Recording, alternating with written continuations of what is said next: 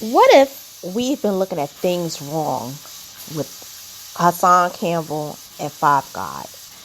Not in a intentional way, but maybe we haven't gone down the rabbit hole like we can, if you know what I mean.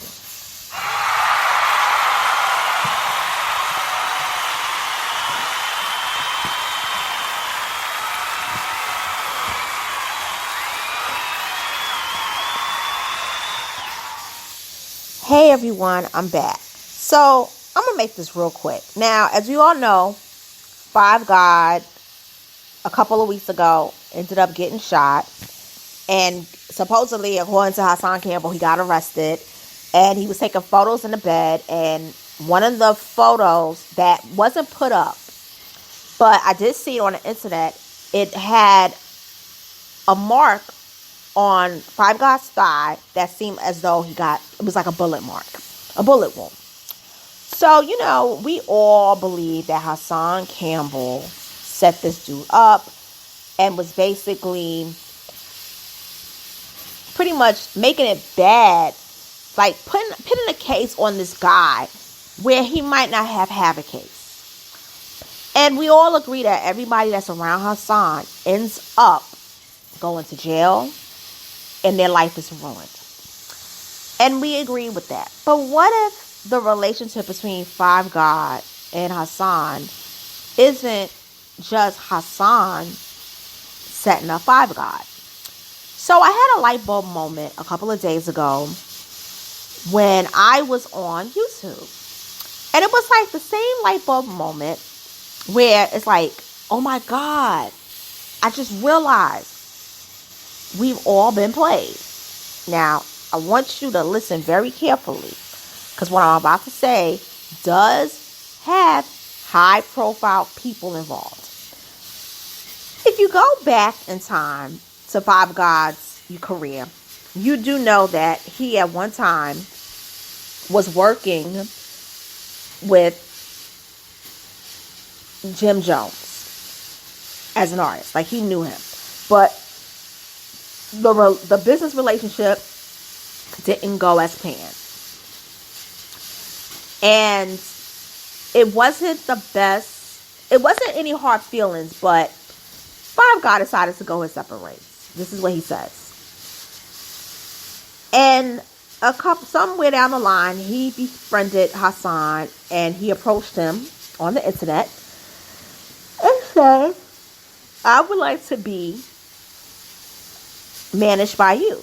And Hassan got hyped. And not only does he manage his kid, but he even has him sit down and listen to him rant about his molestation and being abused by Bambaataa and Zulu Nation and all the people that was after him and all the informants, and how Sonetta set him up to be killed. All this stuff. Okay. Now, Five God is very attentive. He listens. But at the Matt Hoffa interview, Five God was very, very, very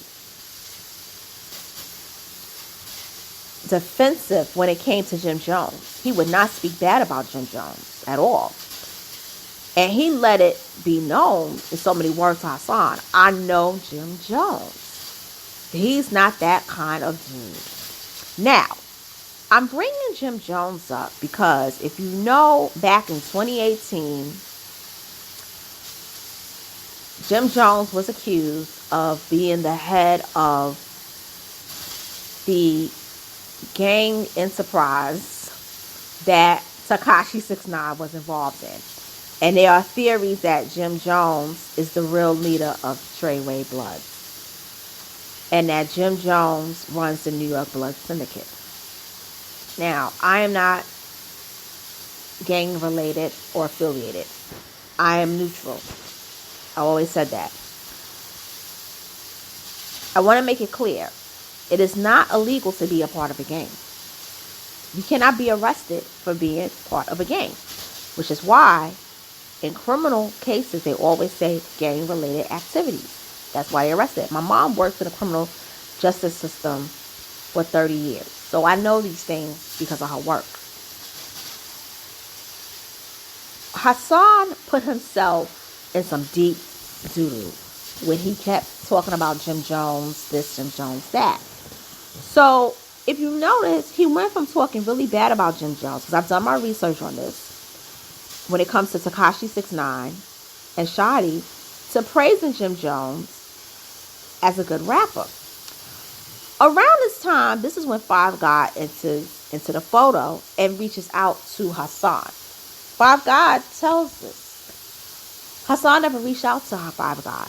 He didn't know who he was. So my question for everyone is this. Why would Five God, a rap artist who's been trying to break in the industry for, you could say now, decades, going back to the late 90s, would choose to be managed by a man who has one of the worst reputations in hip-hop, who does not have any managerial skills, and the record label that he says that he has does not exist. This guy is not doing shows at all, only music videos.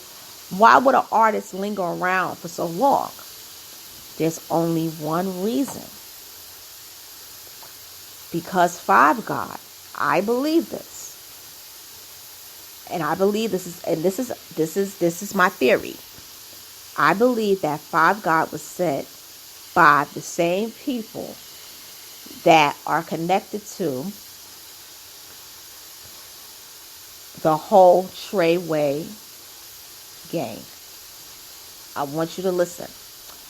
And I believe that they are watching Hassan Campbell's moves, because Hassan Campbell talks so much shit about Jim Jones and how Jim Jones was an informant. And I also believe that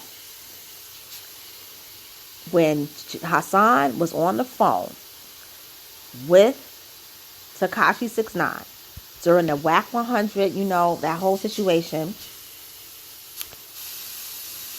I believe that that's when it piqued everyone's interest. And I believe that Hassan figured out what was really going on with Five God. And I believe he figured it out during the Mac Hoffa interview. And the relationship afterwards was strained. But Hassan is putting on a united front of, oh yeah, that's my little bro. He's so good. That's why Hassan spoke bad about him. You couldn't tell him anything. Because Hassan, in my opinion, made the first move of the setup. Hassan basically, and I know Hassan is not the brightest bulb, but Hassan realized that Five God still had loyalty in some aspects to Jim Jones. And it's like, let me get you before you get me, sort of thing. And I believe that's what went down. That's why Hassan is always talking about having these rants about, I'm a shooter. Like, I don't want to be here no more. And he uses it, excuse me, and I don't want to laugh at that, but he uses it as a crush about his mom, about Bambaataa, about the internet. That's not what it is. He's nervous because he talked so much shit about Jim Jones and the Treyway blood gang. And we don't know behind the scenes, this man could get his life threatened. And when he talks about threats, he makes it as if people on the YouTube circuit are threatening him. They're not threatening him. Them threats that I do believe is coming from the internet is coming from gang-affiliated people. And he can't take the heat. And that is my theory with this whole thing with Five Gods and Hassan Campbell. Oh, and by the way, I looked up the record label that Hassan said he had, which is Campbell Soup Records. It does not exist. So what is Five God really doing? See, Hassan isn't the brightest bulb, because Hassan always wanted to manage people. Hassan always wanted to be in the business. He's not the brightest bulb. And I know this because somebody who knows him, who's Lily's cousin, personally told me this. And I'm still going to talk about that shit. But the thing is that Hassan pretty much did this to himself by wanting to be a big YouTuber instead of just fighting for the rights of children who were harmed. He didn't have his heart in the right intention, so now this is why all this drama has come at him. You notice that Ron Savage don't have the drama coming at him. Now, you could say Ron didn't have good intentions either, but at least Ron who are Ron Savage's enemies? If he does have them, he could probably count them on maybe one hand and a couple of fingers on the other. Hassan got tens of thousands of enemies. Because you know why? Because he talked about stuff that had nothing to do with him. And I believe it had to do with the same thing that involved Tekashi 6ix9ine. And this is me signing off. It's your girl, Miss Santa Lyrical. I will be back later on for another commentary. And everything that I'm saying, I want to make the disclaimer. Everything that I'm saying is my theory.